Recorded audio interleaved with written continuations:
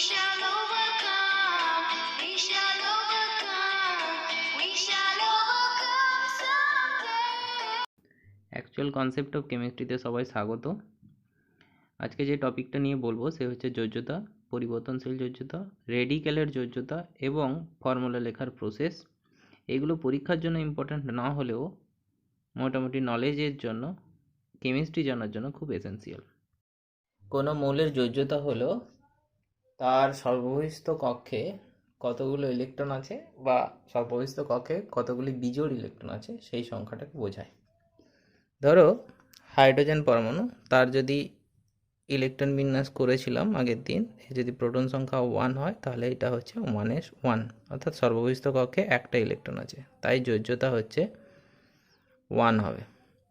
আবার যদি তুমি দেখো ম্যাগনেসিয়াম 12, তাহলে কি হবে 1s2 2s2 2p6 3s2 3p 3s2 এই পর্যন্ত। তাহলে সর্ববহিস্থ বাইরের কক্ষ বলতে এইটা, সর্ববহিস্থ বাইরের কক্ষে দুটো ইলেকট্রন আছে, তাই ভ্যালেন্সি ইজ ইকুয়াল টু যোজ্যতা ইজ ইকুয়াল টু 2 হবে।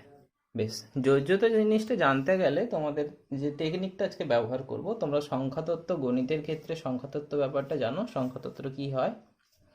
সংখ্যাতত্ত্ব দেখো জিনিসটা এই জিনিসটা, আমি যদি এই দিকে যাই পরপর হচ্ছে ধনাত্মক মান +1 +2 +3 +4 +5 হয়, সেরকম বাম দিকে হচ্ছে -1 -2 পরপর এরকমভাবে সংখ্যাগুলো হয়। উপরের দিকে হচ্ছে সেরকম মাইনাস থেকে পরপর বাড়তে থাকে, আবার হচ্ছে +1 +2 +3। এই হচ্ছে জিনিসটা তোমাদেরকে জানতে হবে, আপ অ্যান্ড ডাউনে এরকমভাবে চেঞ্জ করে। তাহলে এই জিনিসটা মনে রাখলে দেখো আমি যোজ্যতা 1 থেকে 20 পর্যন্ত কিভাবে নির্ণয় করব।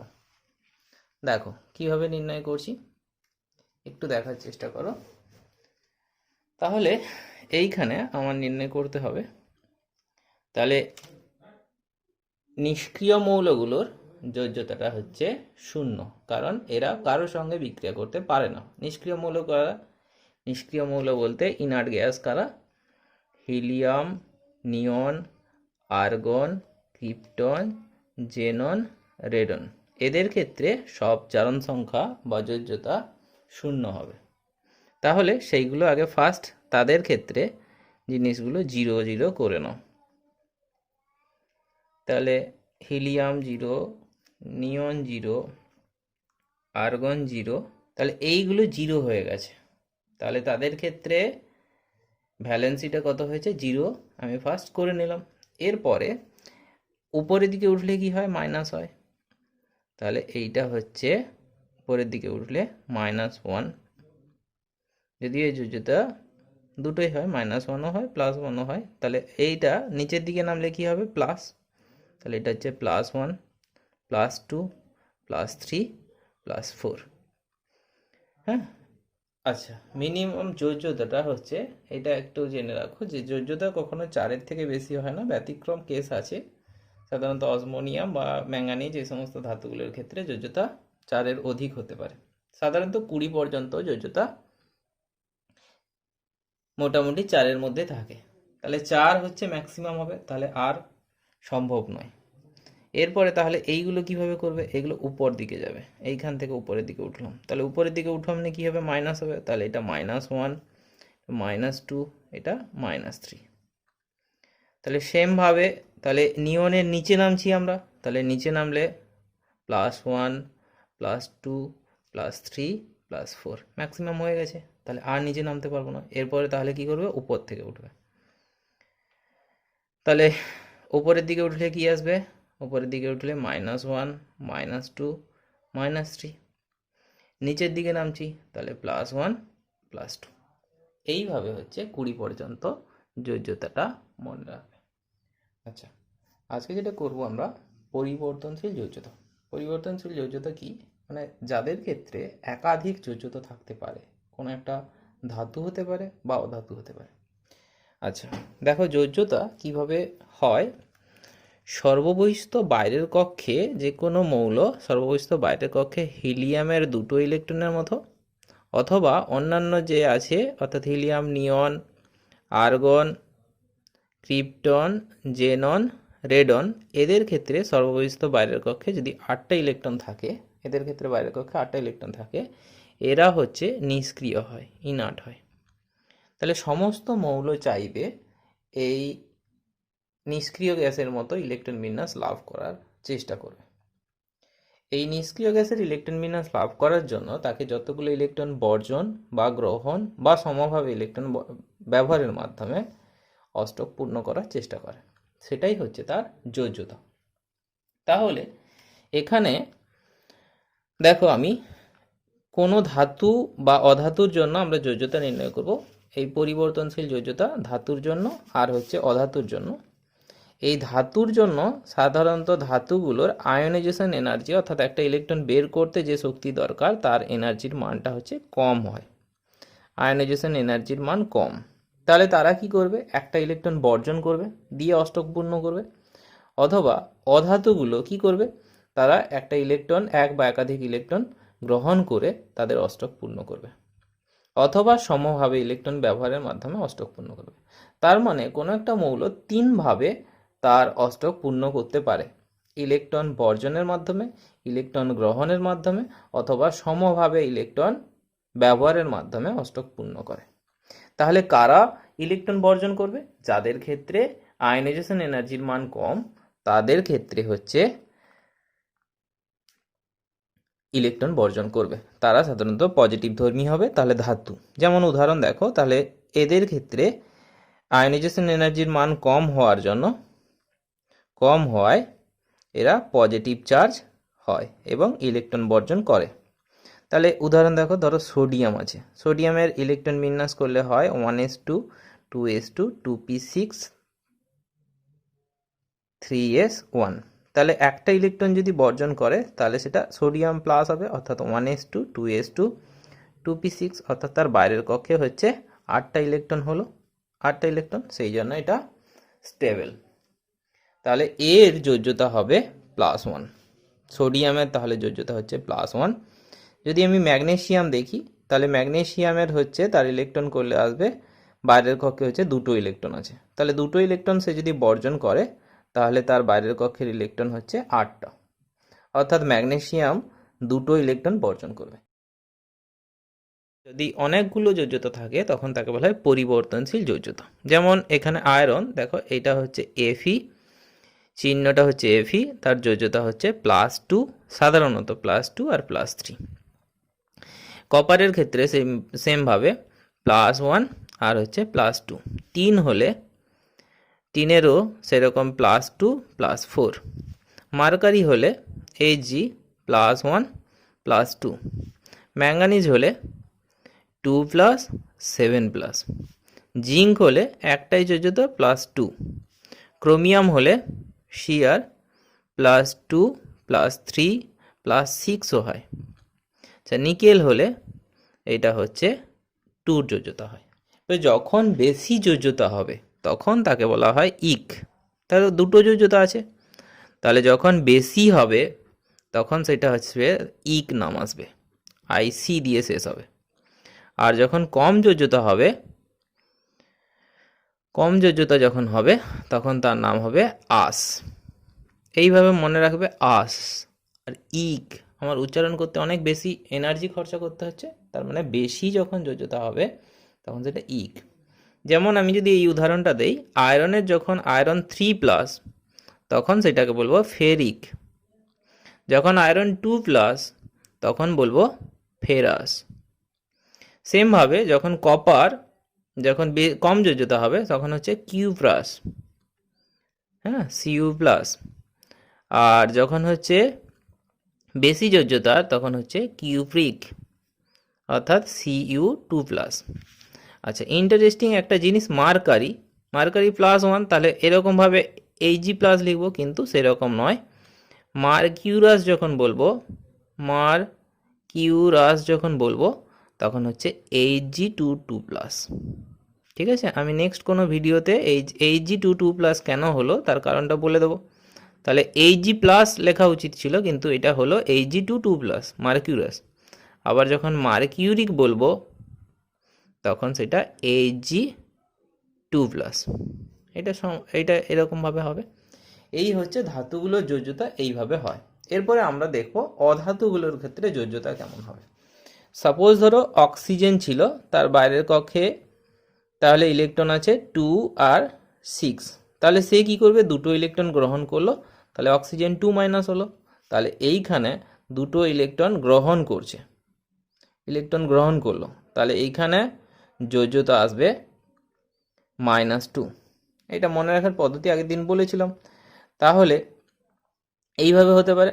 বা অক্সিজেনের বাইরের কক্ষে কতগুলো অযুগ্ম ইলেকট্রন আছে দেখো, তাহলে এর যদি আমি ইলেকট্রন বিন্যাস করি তাহলে হচ্ছে 2 6 মানে হচ্ছে এস কক্ষে দুটো আছে, এই এস কক্ষে 1s এ দুটো, এর ইলেকট্রন বিন্যাস করলে 1s2 2s2 2p4, অর্থাৎ এস এ দুটো, পিতে হচ্ছে 4টে ইলেকট্রন আছে।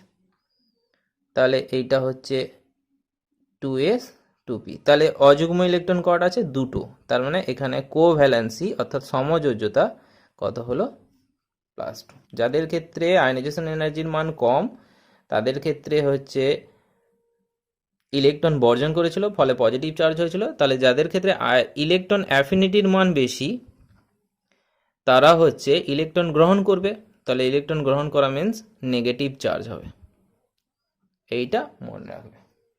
তাহলে সমযোজ্যতা অর্থাৎ সমভাবে ইলেকট্রন ব্যবহারের মাধ্যমে কিভাবে যোজ্যতা হয়, অর্থাৎ অধাতুগুলোর ক্ষেত্রে কিভাবে দেখো সেগুলো ব্যাখ্যা করছি। তাহলে অধাতুগুলোর ক্ষেত্রে কি হবে, এক বা একাধিক ইলেকট্রন শেয়ার করবে, সমভাবে ব্যবহার করবে, দিয়ে বন্ধন সৃষ্টি হবে। তাহলে সমভাবে ব্যবহার করা মিন্স কি আসবে, বাইরের কক্ষে হচ্ছে অযুগ্ম ইলেকট্রন থাকতে হবে, যতগুলো অযুগ্ম ইলেকট্রন থাকবে সেইগুলোই হচ্ছে তার সমযোজ্যতা হবে। যেমন কার্বনের যদি ইলেকট্রন বিন্যাস করো তাহলে দেখতে পাবে কার্বনের ক্ষেত্রে কি হয়, 2s2 2p2, অর্থাৎ ইলেকট্রন বিন্যাস করলে 1 2 3 4। তাহলে এইখানে নর্মাল অবস্থাতে দুটো অযুগ্ম ইলেকট্রন আছে, তাহলে মুখ্য শক্তি স্তর অর্থাৎ গ্রাউন্ড স্টেটে দুটো অযুগ্ম ইলেকট্রন আছে, তাহলে তার কোভ্যালেন্স = 2। কিন্তু সেটাকে যখন উত্তেজিত করব, যখন সেটাকে হিট দেব, তখন সে কি হবে, এই যুগ্ম ইলেকট্রনটা পি কক্ষতে স্থানান্তরিত হবে, তাহলে তখন অযুগ্ম ইলেকট্রনের সংখ্যা হবে কত, 4। তাহলে যখন উত্তেজিত করছি তখন সেখানে কোভ্যালেন্সি কত হচ্ছে, সিভি কত হচ্ছে, 4। সেমভাবে দেখো নাইট্রোজেনের ইলেকট্রন বিন্যাস করেছি, তাহলে 1s2 2s2 2p3, অর্থাৎ তিনটে ইলেকট্রন সে যদি গ্রহণ করে তার মানে 3 মাইনাস হবে, তাহলে তখন তার ইলেকট্রন বিন্যাস হবে 1s2 2s2 2p6। নিষ্ক্রিয় গ্যাস নিয়নের মতো ইলেকট্রন বিন্যাস লাভ করলো, তাহলে সে স্টেবল হলো, অর্থাৎ তিনটে ইলেকট্রন গ্রহণ করছে মিন্স নাইট্রোজেনের যোজ্যতা এখানে যোজ্যতা ভ্যালেন্সি = কত আসবে, -3। এই আচ্ছা, আবার দেখো এই নাইট্রোজেনের ইলেকট্রন বিন্যাস হচ্ছে 1s2 2s2 2p3, তাহলে ওর যদি 5টে ইলেকট্রন বর্জন করে তাহলে তো নাইট্রোজেন কি হবে, নাইট্রোজেনের ইলেকট্রন 1s2, অর্থাৎ হিলিয়ামের মতো ইলেকট্রন বিন্যাস কনফিগারেশন লাভ করলো। এই অবস্থায় যেহেতু 5টে ইলেকট্রন সে বর্জন করলো তাহলে তার ভ্যালেন্সি আসবে +5। +3 সমন্বিত যৌগ হচ্ছে NH3 এবং +5 সমন্বিত যৌগ হচ্ছে HNO3 নাইট্রিক অ্যাসিড। এবার নাইট্রোজেনের ইলেকট্রন বিন্যাস দেখো 2s2 2p3, তাহলে 2s এ দুটো ইলেকট্রন থাকবে আর পিতে হচ্ছে একটা একটা করে ইলেকট্রন ফিল আপ হলো।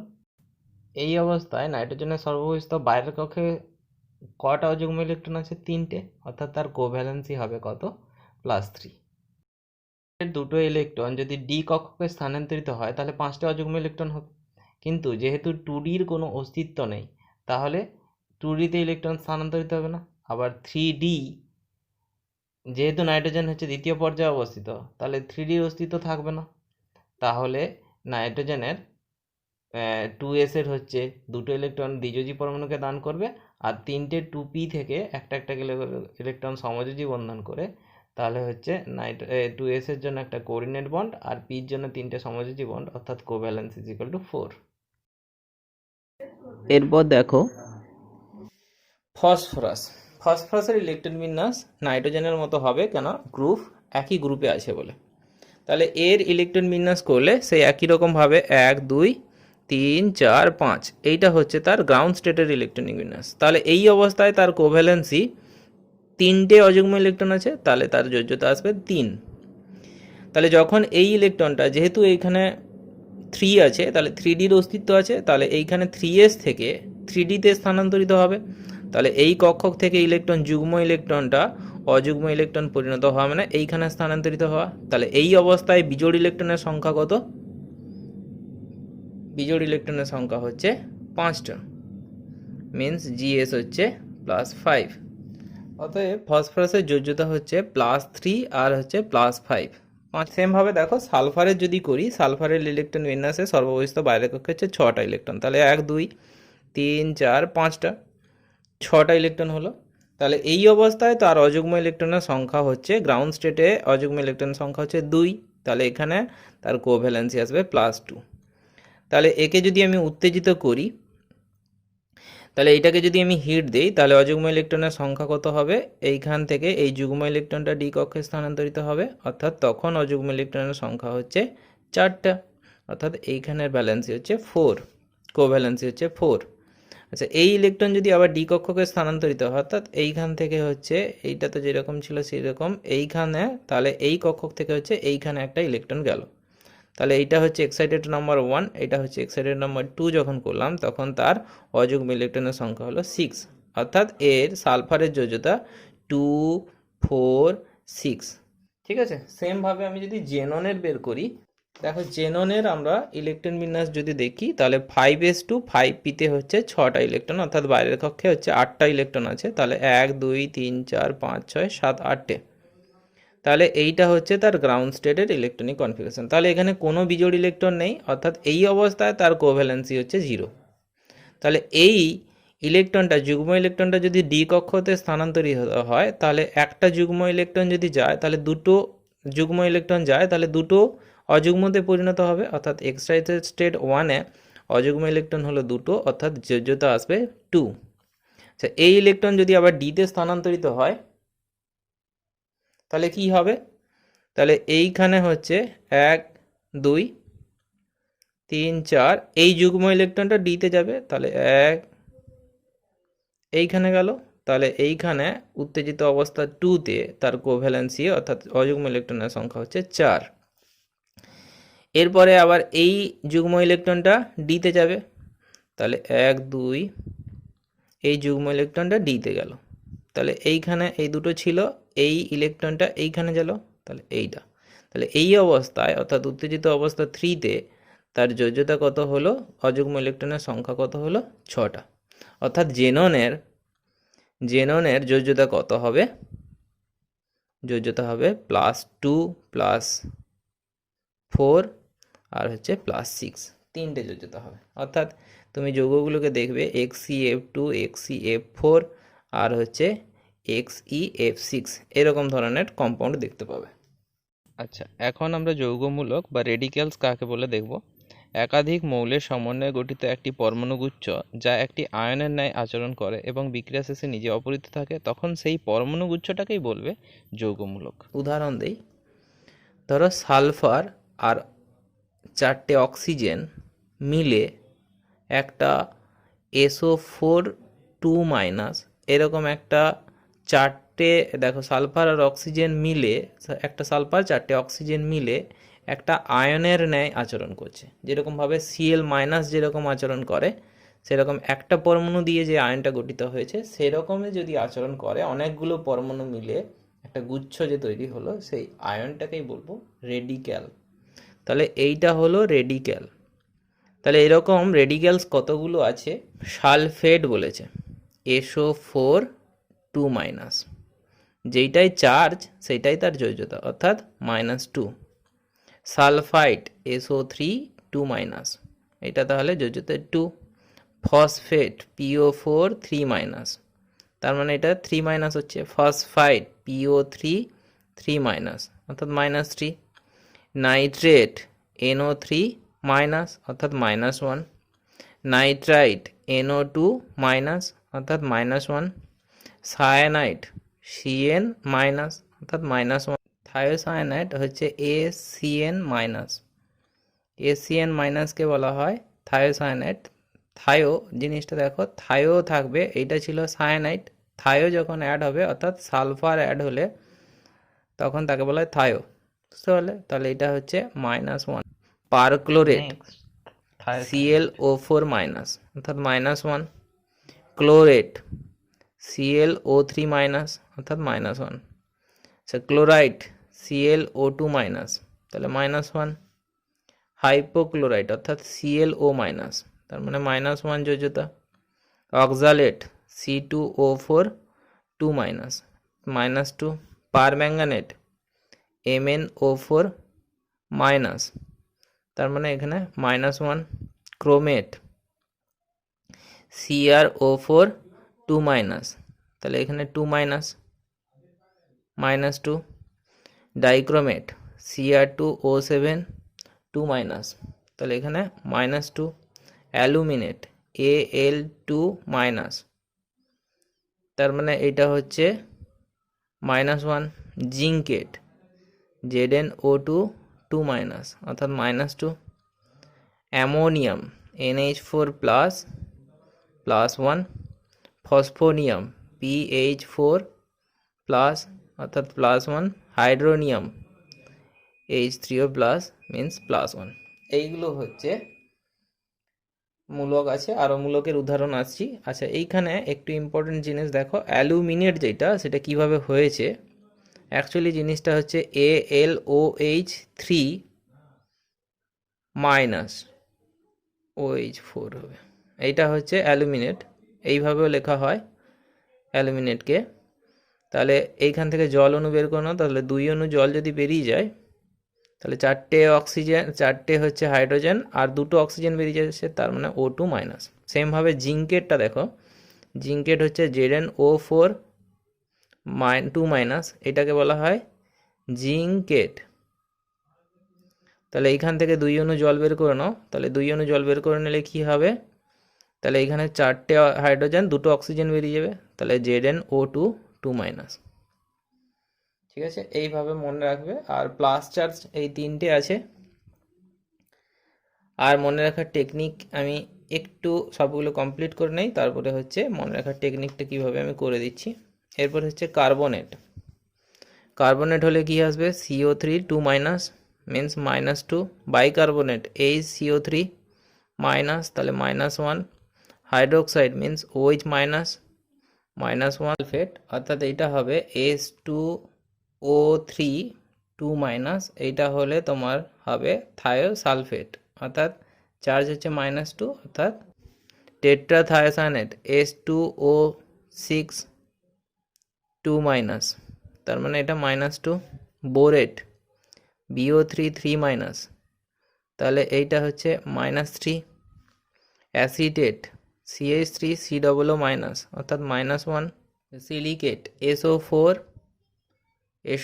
হচ্ছে 2 মাইনাস, SO4 4 মাইনাস অর্থাৎ এটা হচ্ছে -4, অ্যাজাইড N3 মাইনাস এটা হচ্ছে -1, ফেরো হচ্ছে FeCN6 4 মাইনাস অর্থাৎ চার্জ হচ্ছে 4 মাইনাস, আর Feর ভ্যালেন্সি হচ্ছে +2, আর ফেরি হচ্ছে FeCN এর হোল 6 3 মাইনাস, এটা হচ্ছে ফেরি -3।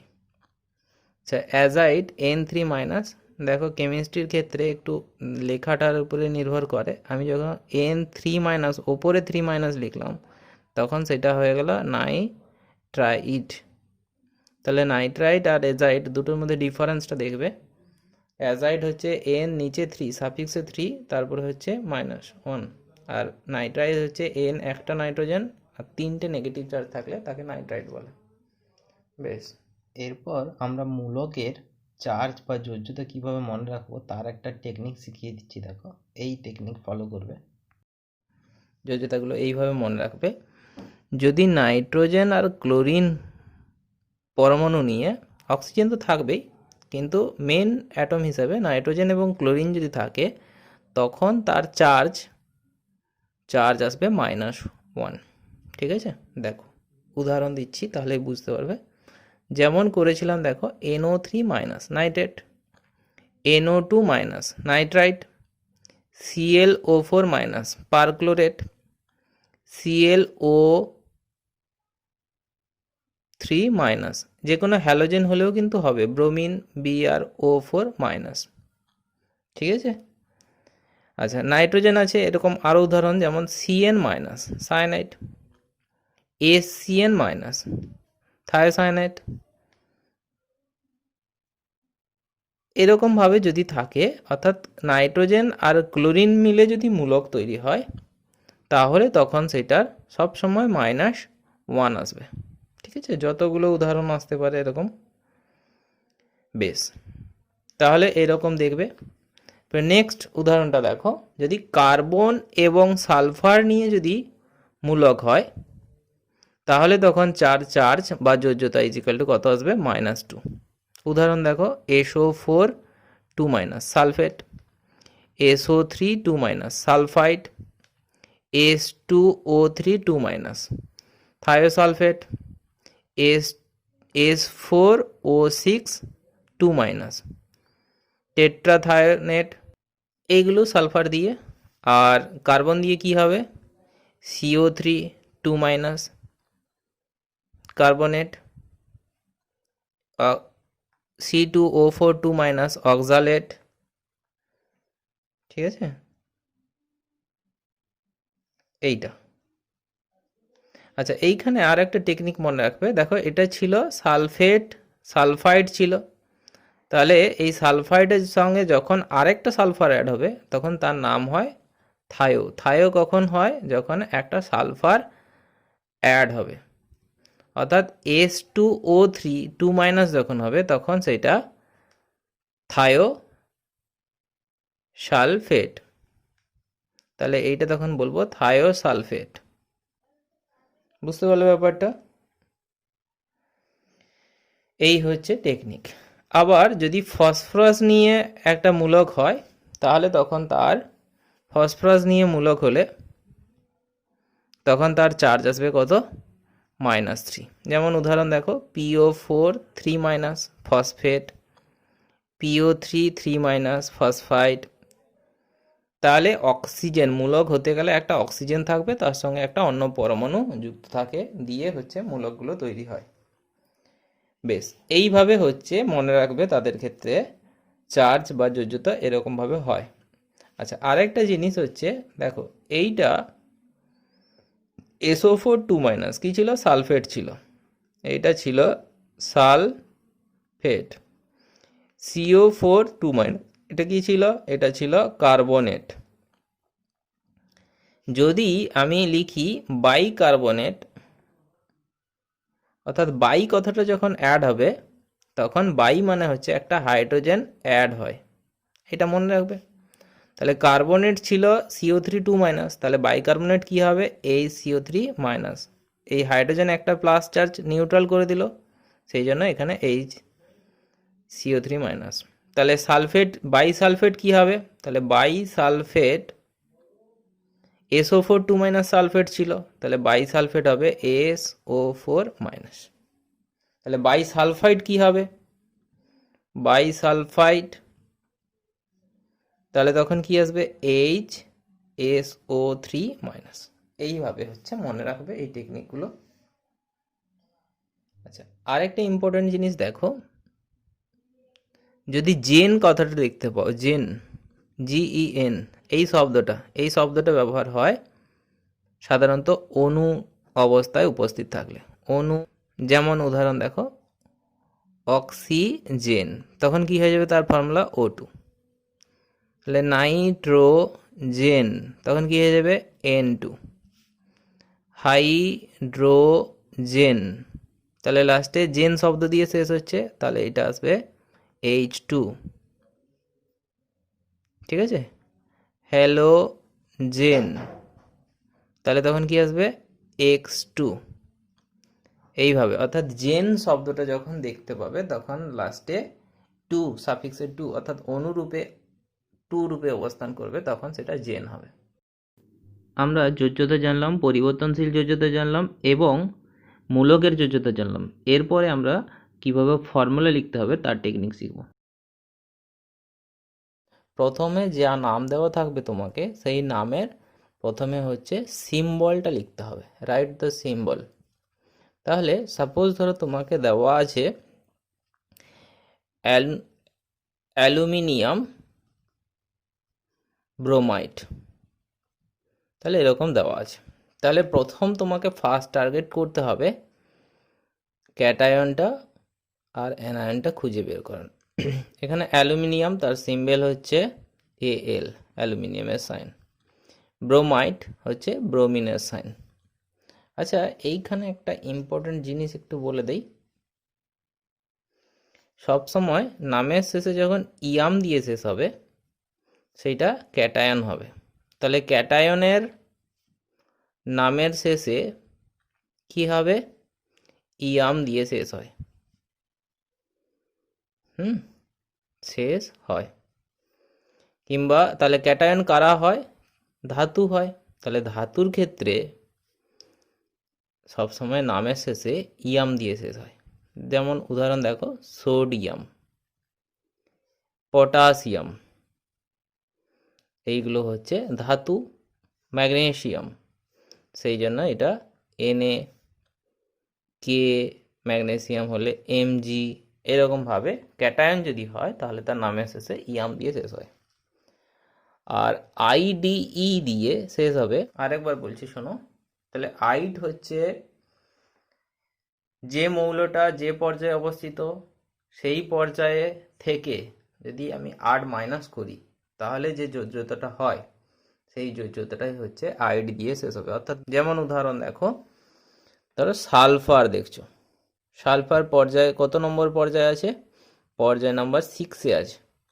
তাহলে 6 মাইনাস 8 করতে হবে। তাহলে 6 মাইনাস 8 করা মিন্স -2। অর্থাৎ সালফারের এটা হচ্ছে মিনিমাম যোজ্যতা। দুটো ইলেকট্রন বর্জন করলে, গ্রহণ করলে যা হয় সেটা হচ্ছে মিনিমাম যোজ্যতা হয়। সেই যোজ্যতাটার নাম আইড দিয়ে শেষ হবে। তাহলে এই সালফারটা যখন 2 মাইনাস হবে তখন সেইটার নাম আসবে সালফাইড। ঠিক আছে। আবার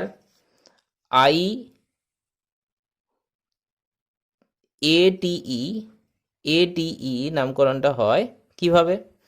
যখন পর্যায় সারণীতে যে পর্যায়ে আছে সেটার ম্যাক্সিমাম যোজ্যতা যদি পায় তখন তার নামকরণটা এড দিয়ে হয়। দেখো, যেমন হচ্ছে সালফার SO4 2 মাইনাস। তাহলে আমি সালফারের ব্যালেন্সিটা নির্ণয় করব। তাহলে এক্স মাইনাস অক্সিজেনের জন্য কত হয়? -2 ইন্টু হচ্ছে 4 সমান হচ্ছে কত? -2 তার চার্জটা। অর্থাৎ এক্স ইজিক্যাল টু কত? +6। অর্থাৎ সালফার যখন +6 যোজ্যতা হবে, গ্রুপ 6-এ ছিল, তাহলে যখন +6 যোজ্যতা হবে তখন তার নামটা এড দিয়ে শেষ হবে। সেই জন্য এটার নাম হলো সালফেট।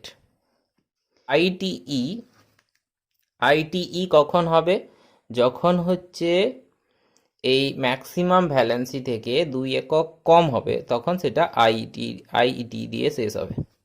অর্থাৎ আমি কি করব, এখানে সালফেট ছিল, 2 একক কম করতে গেলে তাহলে একটা অক্সিজেন যদি কমিয়ে দেই তাহলে আইটিই হয়ে যাচ্ছে।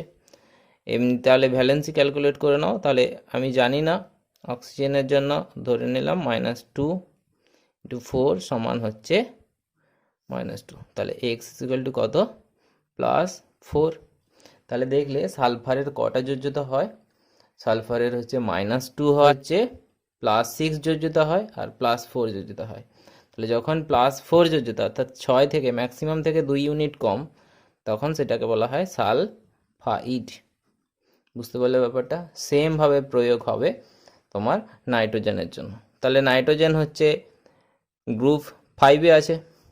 তাহলে 5-এ মিন্স এখানে নাইট্রোজেন যখন 3টে ইলেকট্রন গ্রহণ করবে তখন হচ্ছে N3 মাইনাস, তখন এইটার নাম আসবে নাইট্রাইড, আইডিই। 8 কখন হবে? তাহলে ম্যাক্সিমাম যোজ্যতা অর্থাৎ ATE নাইট্রেট কখন হবে? যখন হচ্ছে তার ম্যাক্সিমাম যোজ্যতা অর্থাৎ NO3 মাইনাস। আইটিই কখন হবে? যখন হচ্ছে তার থেকে 2 একক কম অর্থাৎ NO2 মাইনাস। এটা আসবে TRIDE TE। এরপর আমরা অ্যালুমিনিয়াম ব্রোমাইডের ফর্মুলা কিভাবে করতে হয় দেখো। তাহলে অ্যালুমিনিয়াম ব্রোমাইডের ফার্স্ট হচ্ছে তার সিম্বলগুলো লিখলাম। প্রথমে রাইট দ্য সিম্বল, তারপরে ডিটারমাইন দ্য মাল্টিপল চার্জেস, অর্থাৎ এর ভ্যালেন্সি কত সেটা লিখে নাও। তাহলে এখানে ভ্যালেন্সি হচ্ছে অ্যালুমিনিয়ামের জন্য 3, ব্রোমিনের জন্য হচ্ছে 1। সবসময় এইটাকে কি করবে, এরকমভাবে ক্রস করবে, নিয়মটা হচ্ছে এইভাবে ক্রস করবে। এর সংখ্যাটা এর সাবস্ক্রিপ্টের নিচে লিখবে, আর এর সংখ্যাটা হচ্ছে এর যে ভ্যালেন্সিটা অ্যালুমিনিয়ামের নিচে লিখবে। তাহলে অ্যালুমিনিয়ামের নিচে লিখলে সেটা 1, 1 কখনো লেখা হয় না, 1 কখনো লেখা হয় না। ডু নট রাইট 1, তাহলে এখানে 1 লিখবো না, তাহলে ব্রোমিনে 3। সেমভাবে দেখো, তাহলে ব্যাপারটা বুঝতে পারলে। প্রথমে তাহলে তার সিম্বল লিখবো, তারপরে তার যোজ্যতা লিখবো, যোজ্যতা লেখার পর ক্রস করে দেবো এরকম, দিয়ে সেই সংখ্যাগুলো হচ্ছে আমি নিচে সাবস্ক্রিপ্টে লিখবো। ঠিক আছে, দেখো একটা উদাহরণ আমি করছি, তাহলে বুঝতে পারবে জিনিসটা। তাহলে ফার্স্ট আনছি সোডিয়াম ক্লোরাইড, তাহলে তার সিম্বল লিখবো। তাহলে Na হচ্ছে তার সিম্বল, ক্লোরাইড তার সিম্বল কি Cl। এন এর ভ্যালেন্সি কত +1, এইটা কত -1। আরেকটা জিনিস খেয়াল রাখবে যে ক্যাটায়নটা সবসময় প্রথমে লেখা হয়, অ্যানায়নটা পরে লেখা হয়। তাহলে এখানে দুটোই 1 1 আছে, তাহলে এইখানে কোনো কিছুই হচ্ছে না, লিখবো না, তাহলে 1ও লিখবো না, Cl1 Na1 Cl1 লিখবো না। তাহলে তারপরের উদাহরণ ম্যাগনেসিয়াম ক্লোরাইড, তাহলে Mg, আর এটা হচ্ছে Cl, এর ভ্যালেন্সি +2, এর ভ্যালেন্সি হচ্ছে 1। তাহলে ক্রস করো, ক্রস করলে কি হচ্ছে, এর সংখ্যাটা এখানে যাবে আর এর সংখ্যাটা 1, 1 তো লেখা হয় না, তাহলে MgCl2। পটাশিয়াম ক্লোরাইড, তাহলে KCl, এর ভ্যালেন্সি 1, এর ভ্যালেন্সি 1। তাহলে ক্রস করো, তাহলে কি আসবে, এর 1 1 লিখবো না। অ্যালুমিনিয়াম ব্রোমাইড করেছিলাম এক্ষুনি, তাহলে AlBr, এটার ভ্যালেন্সি 3, এটার হচ্ছে -1, এইটা ভ্যালেন্সি হচ্ছে -1, মাইনাস লেখা হয় না, তাহলে কি আসবে AlBr3। সোডিয়াম সালফেট, দেখো সোডিয়াম তাহলে Na, সালফেট কি ছিল SO4, 2- ছিল, এই 2- কি, 2- হচ্ছে তার ভ্যালেন্সি। ঠিক আছে, তাহলে এর ভ্যালেন্সি কত, ভ্যালেন্সি হচ্ছে +1, এর ভ্যালেন্সি হচ্ছে -2। এই মাইনাস তো সংখ্যা, মাইনাসটা তো লেখা হয় না, তাহলে এই সংখ্যাটা এর সঙ্গে গুণ হবে, তাহলে Na সাবস্ক্রিপ্টে 2, Na2, তাহলে হচ্ছে SO4, 1 1 লেখা হয় না, অতএব Na2SO4 হচ্ছে ওর ফর্মুলা। সোডিয়াম সালফেট, নেক্সট উদাহরণ আসছি, দেখো বলছে ক্যালসিয়াম সালফেট, তাহলে ক্যালসিয়ামের চিহ্ন লিখবো Ca, সালফেটের চিহ্ন হচ্ছে SO4, 2-, এই 2- হচ্ছে তার ভ্যালেন্সি, ইজিক্যাল টু ভ্যালেন্সি, তাহলে এর ভ্যালেন্সি হচ্ছে +2, এর ভ্যালেন্সি হচ্ছে -2। তাহলে যেহেতু দুটোই 2 2, তাহলে 2 দিয়ে ভাগ করে দেবে, তাহলে ভাগ করে দিলে 1 হচ্ছে, তাহলে CaSO4। নেক্সট আসছি অ্যালুমিনিয়াম হচ্ছে সালফেট, অ্যালুমিনিয়ামের সিম্বল লিখবে, সালফেটের সিম্বল লিখবে। সালফেটের ভ্যালেন্সি -2, অ্যালুমিনিয়ামের ভ্যালেন্সি হচ্ছে +2, -2, তাহলে ক্রস করো, তাহলে কি আসবে Al, এর সংখ্যা হচ্ছে 2, আর এই সংখ্যাটা এখানে লিখবো, অর্থাৎ SO4 পুরোটার সঙ্গে গুণ হচ্ছে 3, সেই জন্য এটা ফার্স্ট ব্র্যাকেট দিয়ে 3 লিখবো। এবার হচ্ছে ক্যালসিয়াম কার্বনেট, তাহলে ক্যালসিয়ামের সাইন লিখবো, সিম্বল লিখবো কার্বনেট CO3, 2-, এই 2- হচ্ছে তার ভ্যালেন্সি, তাহলে এটা +2, এটা -2, তাহলে 2 2 সংখ্যাটা কেটে যাচ্ছে, এটা ভাগ যাবে, অতএব এর ফর্মুলা আসবে CaCO3।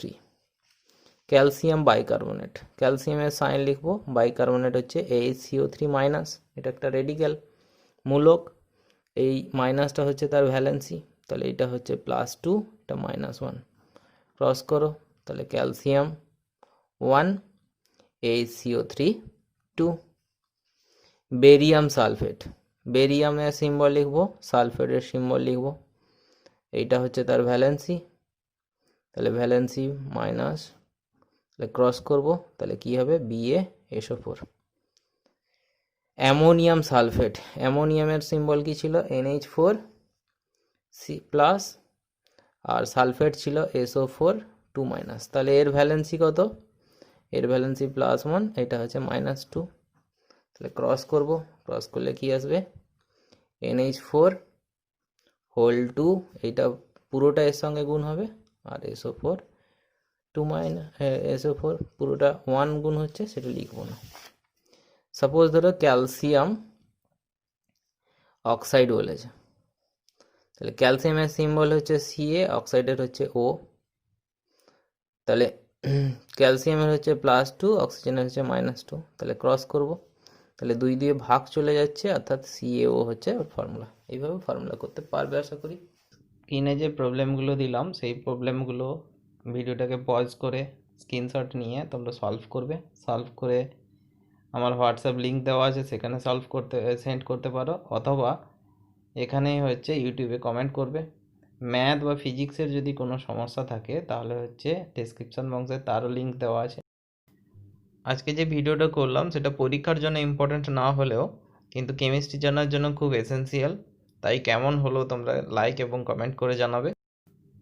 এই চ্যানেলটা খুলে যদি তোমাদের উপকার করতে পেরেছি বলে মনে হয় তাহলে হচ্ছে বেশি বেশি করে শেয়ার করবে। নতুন যদি কেউ হও তাহলে সাবস্ক্রাইব করবে। Thank you.